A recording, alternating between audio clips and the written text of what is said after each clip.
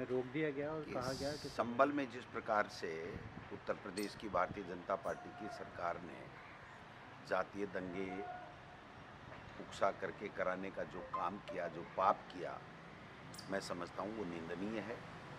और अब वहाँ पर पीड़ित लोगों से मिलने के लिए अगर लोकसभा में हमारा नेता प्रतिपक्ष अगर जा रहा है तो इसमें किसी को आपत्ति क्यों हो सकती है?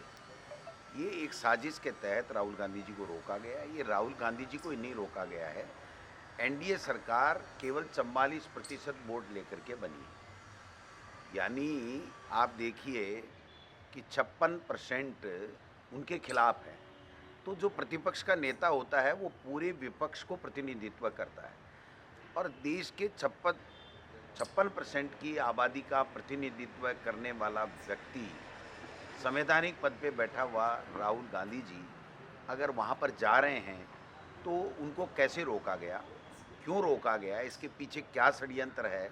और राहुल गांधी जी ने तो यहाँ तक कह दिया कि मैं अकेला आपकी गाड़ी में चला जाऊं लेकिन मुझे वहाँ पर जाना है।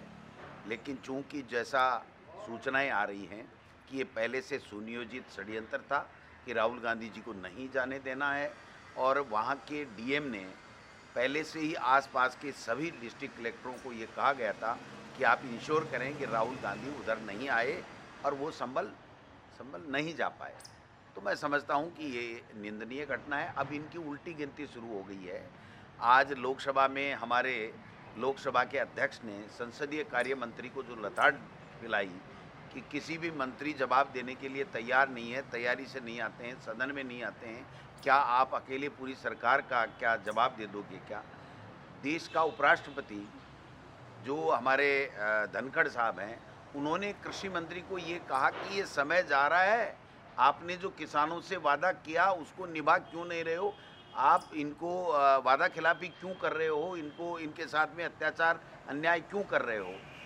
और यहाँ राजस्थान में डबल इंजन की सरकार, भजन लाल जी की सरकार, तो उसको किरोड़ी बाबा कह रहा है कि मेरी ही मुखबिरी करा रहे हैं, मुझे ही जो है वो प्रधानमंत्री की सभा में बाधित करने वाला जो साजिशकर्ता बता रहे हैं और हमारे मुख्यमंत्री जी कुछ नहीं कर पा रहे हैं। तो आप समझ सकते हो कि अब देश की दिशा किस ओर जा रही है। लोग अब समझ में आ गया लोगों के कि ये डबल इंजन की सरकारों के नाम से देश और प्रदेश के लोगों के साथ में धोखा कर रहे हैं।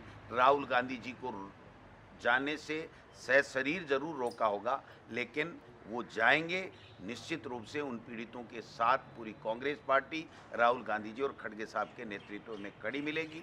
और यहाँ भी हम इस सरकार को चेता देना चाहते हैं कि आप समय रहते होश में आ जाइए, वरना इसका अंजाम बुरा होगा।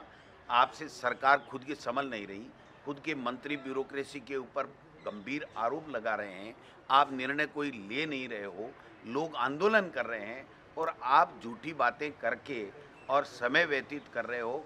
ऐसे में आने वाला सदन जो विधानसभा का होगा फरवरी में, वो बड़ा हंगामेदार होगा और जनता के सवालों को हम लेकर के जाएंगे और इनकी नाक में नकेल डाल करके इनसे जवाबदेही तय कराएंगे। सुधांशु